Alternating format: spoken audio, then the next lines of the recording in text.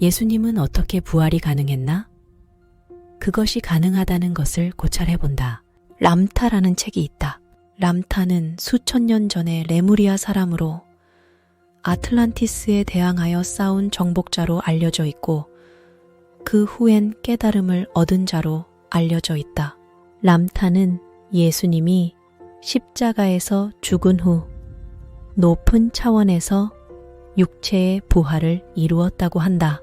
즉 5차원, 7차원 등 현실의 눈에 보이는 3차원의 세계보다 더 상위의 세계로 올라가서 거기서부터 육체의 부활을 이루어냈다고 한다.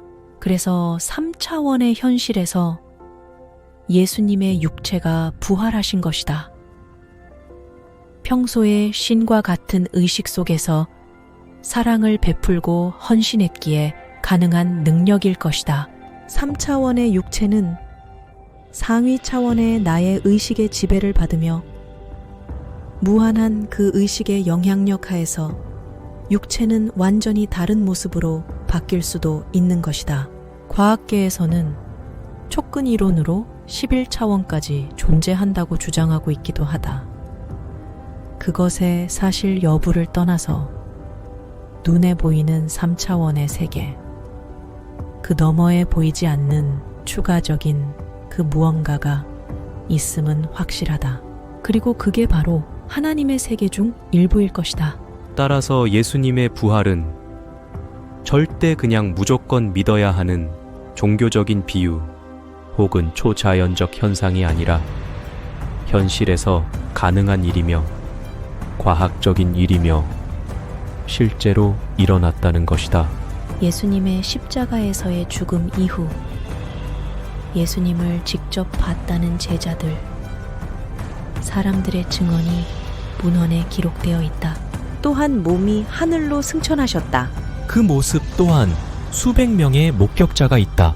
즉 이것이 명백한 사실이므로 더 이상 예수님의 기적과 능력은 의심의 여지가 없다. 더 자세한 내용은 영화 예수는 역사다에 나온다.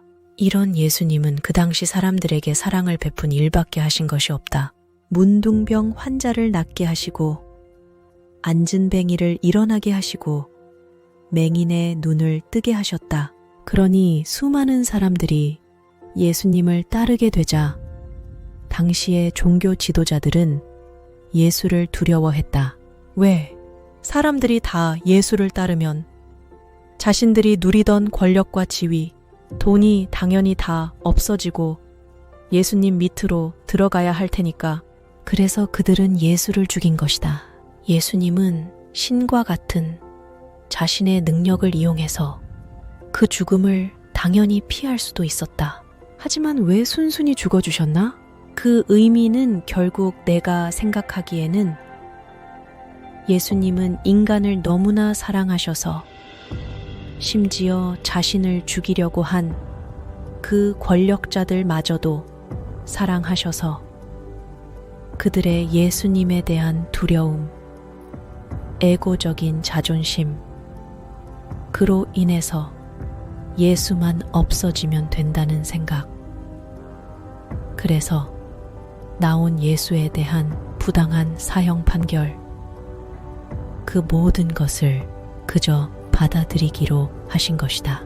마치 내가 돈을 많이 벌고 사회적으로 성공하고 잘 나가게 되자 그것을 시기하여 나를 핍박하는 내 친구의 자존심을 생각해서 내가 떠나거나 져주는 상황이랑 비슷한 것이다.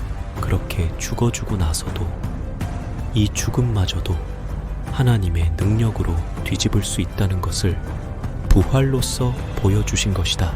이 세상에서 많은 사람들이 빠져있는 환상, 모든 사람은 죽는다는 사실마저도 그렇지 않을 수 있음을 보여주신 역사 앞에서 다른 죽음보다 덜한 고난이나 장애들이야 하나님에게는 전혀 문제가 되지 않고 쉽게 극복할 수 있는 것은 당연한 일이 되는 것이다.